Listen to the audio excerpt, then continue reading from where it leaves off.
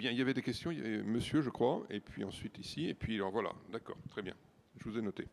Euh, Merci. Moi, ma question s'adresse à Monsieur Tomasi et puis à Présentez-vous, s'il vous plaît. Monsieur Jacquet aussi. Bon, Badara Dubaté, je suis le conseiller spécial du Premier ministre de Guinée. Sur les statistiques et la dissémination de l'aide internationale, le financement international, je suis toujours étonné du fait que c'est souvent les pays à revenus intermédiaires qui pourtant ont des capacités institutionnelles et en termes de gouvernance pour gérer un certain nombre de choses à l'interne, qui reçoivent le plus. Alors, c'est vrai que c'est souvent une question récurrente dans ce domaine. Qu'est-ce qui fait que ces financements soient concentrés souvent dans les pays à revenus intermédiaires et pourquoi pas aujourd'hui justement changer de fusil d'épaule au niveau de la dissémination de l'aide et concentrer les efforts dans les pays justement qui n'ont pas ces capacités et qui en ont le plus besoin en termes de vie, puisque c'est de cela dont il s'agit. C'est ma question. L'autre, c'est l'observation pour ce qu'a dit M. Jacquet. Je crois que c'est très important parce que le partenariat public-privé et la minimisation du risque, ce n'est pas simplement en termes de quantité de financement, comme vous l'avez souligné. Je crois que c'est aussi en termes de réduction de risque vis-à-vis de l'amélioration de la capacité de l'État à mieux suivre et à créer un environnement favorable au marché. Et je crois qu'il est important à ce niveau d'aider les pays à plutôt renforcer leur gouvernance économique, mais aussi de sécurité juridique et autres, pour faire en sorte que les populations, au cas où la croissance est au rendez-vous, puissent payer justement les coûts relatifs au secteur de l'eau. Puisque s'il y a des emplois, il y a des revenus décents, je crois que rien n'empêche que les citoyens puissent faire face au coût de la consommation en eau. Merci. Merci beaucoup. Serge, tu veux réagir? Oui. Sur cette question de l'allocation de l'aide, qui est pour moi un des défis majeurs qui renvoie à un problème de gouvernance mondiale, vraiment de gouvernance mondiale de l'aide. Mais d'abord, sur la part qui est affectée aux pays à revenus intermédiaires versus pays à faible revenu. Il y a d'abord un problème qui va, à mon avis, être un sujet croissant dans la préparation de l'agenda post-2015, qui est quel est l'objectif de l'aide publique au développement, la cible?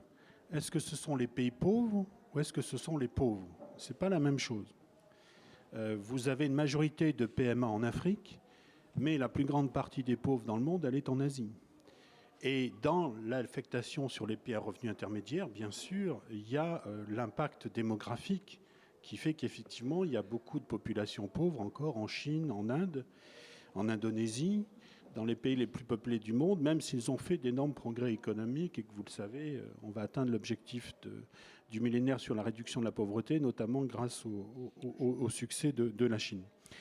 D'ailleurs, je m'intéresse, est-ce que le critère de la pauvreté doit être le seul critère en termes d'affectation de l'aide et notamment de ces aides sectorielles? Parce que sur l'accès à l'eau, il y a aussi une inégalité des pays en fonction du stress plus ou moins fort qu'ils ont sur leurs ressources en eau. Donc il y a d'autres critères qui devraient intervenir. Ensuite, il y a un élément très important qui a déjà été évoqué, je passe, mais qui est la question de la capacité. Moi, je suis très frappé parce que beaucoup de donateurs expliquent qu'ils auraient des capacités de décaissement supérieures, mais qu'ils se heurtent à un problème de capacité d'absorption. Et les statistiques de l'aide que je vous ai données, d'ailleurs, ce sont les engagements. Quand on regarde les décaissements, on est à 6 milliards. C'est 8,3 milliards d'engagements, engagements signés au terme du cadre, mais 6 milliards en termes de décaissement parce qu'on se heurte dans ce secteur particulièrement au problème de capacité. Il faut aussi prendre en compte la question de la modalité de financement. Très clairement, c'est très frappant quand on regarde les modalités de financement. Dans les pays à revenus intermédiaires, c'est essentiellement des prêts qui sont alloués. Et le secteur est financé sur des prêts. Au contraire, dans les pays à faible revenu, comme je le disais, c'est essentiellement des dons. Donc les dons sont bien concentrés sur les pays les plus pauvres. Et ensuite, alors plus globalement, moi je reviens à ce problème de l'allocation globale de l'aide, parce que c'est une des questions qui me préoccupe depuis longtemps. On fait face à une telle fragmentation du dispositif d'allocation de l'aide qu'on se retrouve face à un problème majeur de cohérence. Il y a aujourd'hui 261 organisations multilatérales, structures et initiatives dans le champ de l'aide au développement. À cela s'ajoutent environ 40 à 50 bailleurs de fonds bilatéraux en croissance avec l'arrivée des pays émergents, ça pose bien sûr un problème énorme de allocation optimale de l'aide au niveau mondial et ça renvoie à une question de gouvernance mondiale de l'allocation de l'aide. Merci beaucoup, Serge. Alors, je prends 3 interventions dans la salle, ou 4. 1, 2, 3, 4. Vous reviendrez après, si vous voulez bien. Et puis ensuite, on aborde la dernière partie de cette table ronde. Madame. Mike van Ginneke of the World Bank in Cameroon. I just wanted, in follow-up of the question that Sophie Tremoli asked, I wanted to share some information because we've just finished a review of 15 public expenditure reviews in Africa, and the results are quite stark. African governments, and this includes donor and domestic funding, finance on average $1.71 per person per year on water and sanitation, which is 0.39% of GDP, which is well below the 2006 HDR target of 1% and reflects about 10% of the needs to reach the MDGs. And when you look at the quality of that funding, it even gets worse. And I just wanted to say 4 things about that. First of all, the percentage of expenditure at the sub-sovereign level is it doesn't exist. It's mostly under 1%. Secondly, execution rates are between 60 and 70%. 30 to 40% of public expenditure actually doesn't get used. Thirdly, about 13% of the expenditure is on recurrent cost. And out of that 13%, over 90% of that is on salaries, which means people in ministries which don't have cars, don't have tools to go out and fix hand pumps. And lastly, and that's also what Frank said earlier, it's not only that there's no spending on sanitation, basically spending is on formal piped water supply in capital cities, not even in secondary cities. And what you see is that the national utilities in Africa become a huge buffer between public expenditure and service provision. I'm happy to share the draft of this report with it. We hope to publish it in the coming months.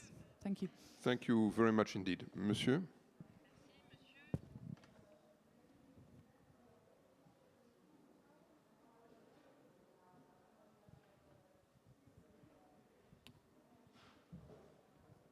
Merci. Moi, j'ai 2 réactions par rapport à l'intervention de Monsieur le ministre Yansani. Monsieur le ministre, vous avez présenté un peu ce qui se passe en Guinée, un pays que je connais un peu. J'y étais d'ailleurs il n'y a pas très longtemps.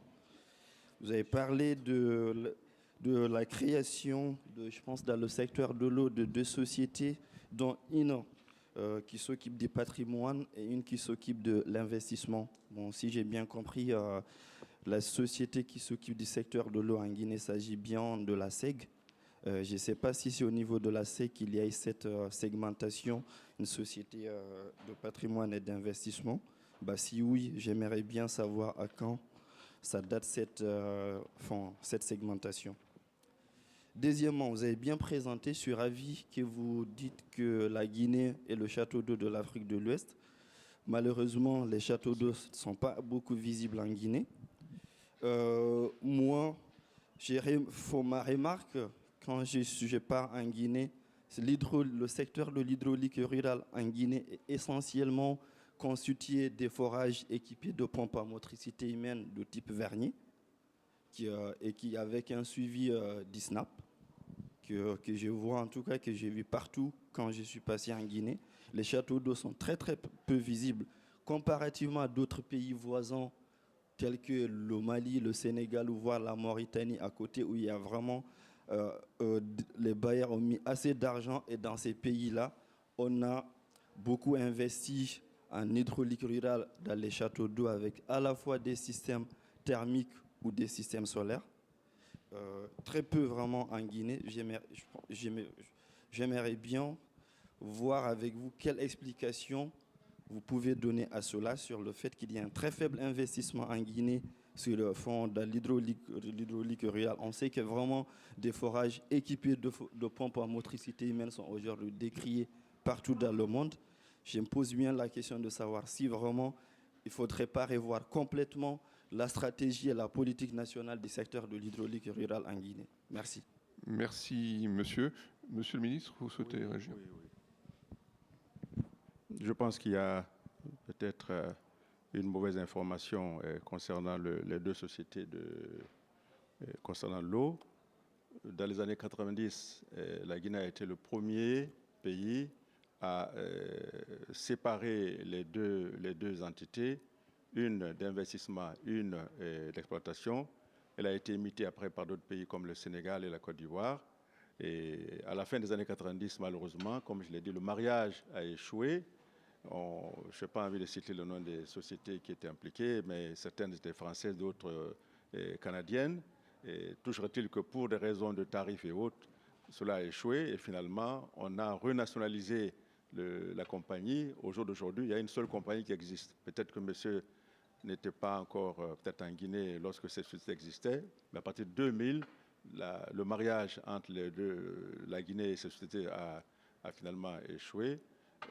Concernant la politique de l'eau en milieu rural, vous n'êtes pas sans savoir que nous avons vécu une décennie de plomb où la malgouvernance l'a emporté et finalement nous émergeons d'une grave crise. Et je pense que si vous avez l'habitude d'aller en Guinée, vous devez quand même constater que c'est un nouveau gouvernement maintenant qui est bien d'être mis en place, qui a à peine un an, et on essaye précisément de revoir toute la politique du pays dans différents domaines, mais j'ai cité les 3 secteurs prioritaires, c'est l'énergie, c'est-à-dire que l'eau, l'électricité, c'est l'agriculture et c'est la sécurité alimentaire, sans compter naturellement tout le réseau routier, les écoles et la santé. Donc je pense qu'on est en train de reprendre le tout et je pense que vos contributions seraient très bienvenues pour nous donner des idées pour pouvoir revoir notre politique et compte tenu de votre expérience dans différents pays africains. Merci beaucoup. Merci.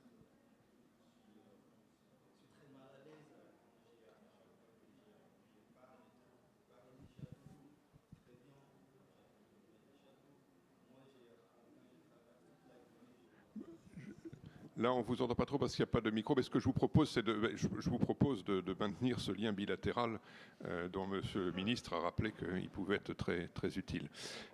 Voilà. Maurice Bernard. Oui, merci. Maurice Bernard de l'AFD. Donc, je voulais simplement... je ne peux pas ne pas observer que nous souffrons encore d'une grande confusion parce que nous donnons des sens différents à des mots identiques.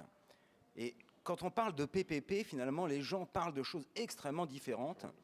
Et je voudrais revenir aux fondamentaux qui sont d'une part, ce que M. Candusu avait dit, il faut distinguer le service d'une part et puis le patrimoine d'autre part. Si on parle de finance uniquement, des PPP, même gérés en public, il y en a. En fait, la question, c'est comment on combine la ressource publique avec la ressource du marché. Et on confond souvent, et je pense qu'on souffre encore aujourd'hui de confondre l'avantage comparatif qu'on attend dans l'efficacité de la gestion du service d'un partenaire privé, et puis le recours au marché de services publics qui peuvent même être gérés de manière publique. En régie, il y a des régies brésiliennes qui sont cotées à la bourse de New York.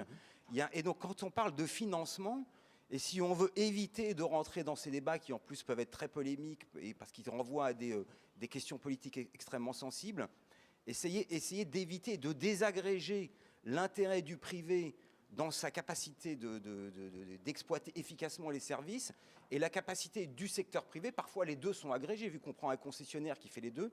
Et je voudrais simplement rappeler que même à la grande époque de l'explosion des partenariats publics-privés dans le secteur de l'eau, les grands opérateurs comme Suez mettaient extrêmement peu d'argent en fonds propres. En fait, leur capacité, c'était de permettre d'avoir recours au marché. Et ce n'était pas eux-mêmes qui investissaient. Merci Maurice, oui. J'ai 2 questions pour Monsieur le ministre en tant qu'homme politique. Dans les discussions du thème Financing Water for All, nous avons dit que il y a pas on ne peut pas attendre le droit à l'eau sans que le recouvrement durable des coûts soit atteint, sans que les 3T, les taxes, les tarifs, les transferts soient atteints. Est-ce que le monde politique et les hommes politiques sont convaincus de ça ou non? Parce qu'on voit des comportements très divergents. Nous, technocrates, nous parlons de ça, mais ça ne suffit pas. Il faut que les hommes politiques croient aussi à ça. Et ça, c'est vraiment la question. Sachant aussi qu'on a parlé des dons, mais il y a les tarifs. Et ce sont les tarifs qui sont utilisés pour le service de la dette. Chaque prêt a besoin des tarifs pour le service de la dette. Et vous venez de mentionner le cas de Conakry, que je connais, j'ai travaillé aussi en tant que bailleur de fonds au Conakry, il y avait problème tarifaire, augmentation des tarifs. Vous dites, mais après, les hommes politiques sont confrontés avec cette question d'augmentation des tarifs. Les gens ne veulent pas augmenter les tarifs. Mais ça, c'est quelque chose, et je ne parle pas de Conakry ou de Guinée, etc., qui nous frappe quand on visite ces pays. Et on voit 50% de la population desservie qui ne veut pas que le prix soit augmenté. Et à côté, 50% de la population qui paye 3, 4 fois, consomme beaucoup moins évidemment, avec les petits jerrycans, etc. Il y a quelque chose qui ne va pas. Il y a un problème de manque de solidarité entre usagers. Ou il y a une politique tarifaire qui peut-être n'est pas correcte parce que tout le monde est subventionné. Et les grandes familles payent beaucoup plus que le couple qui est beaucoup plus riche. Là, il y a quelque chose qui ne va pas. Et les techniciens, les experts, les technocrates voulaient bien que les hommes politiques puissent aider à régler ce problème. Parce que tant que ce problème n'est pas réglé, le droit à l'eau n'est pas assuré. C'est notre point de vue. Je voudrais avoir votre avis sur ça. Merci. Rapidement, Monsieur le Ministre. Oui. Puis on part. Il nous reste un quart d'heure pour la dernière partie. Ouais. Écoutez, avant d'être homme politique, j'ai été chercheur et dans les recherches, le premier constat qu'on a eu à faire, c'est que les pauvres ne sont pas un problème, c'est une opportunité. Parce que les pauvres, généralement, vivent dans un monde très cher.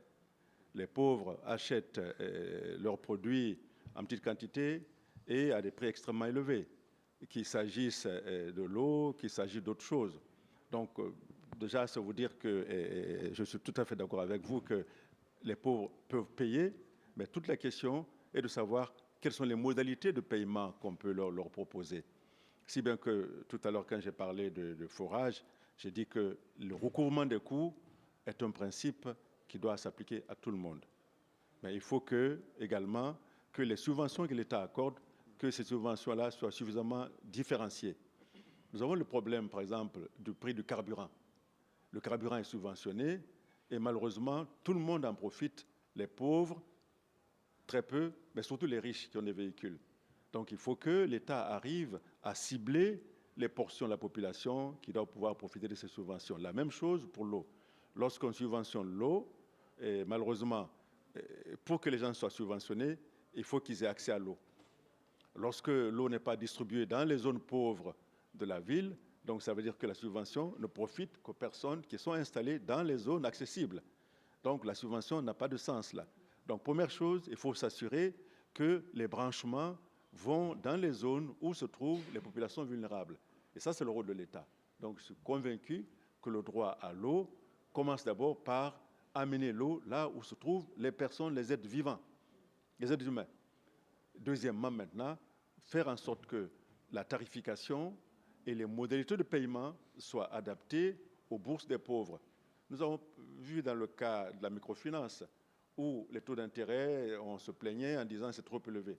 Mais lorsque les modalités de paiement des taux d'intérêt sont adaptées aux bourses des pauvres, finalement, ils arrivent à payer. Donc, je suis d'accord avec vous, mais tout est question de modalité et certainement de doigté dans l'application de la subvention. Merci. Merci beaucoup. Bien, je voudrais qu'on aborde une dernière thématique. Je vais lui passer la parole tout de suite. Une dernière thématique de cette table ronde qui sont les financements innovants et dans deux dimensions. Et c'est pour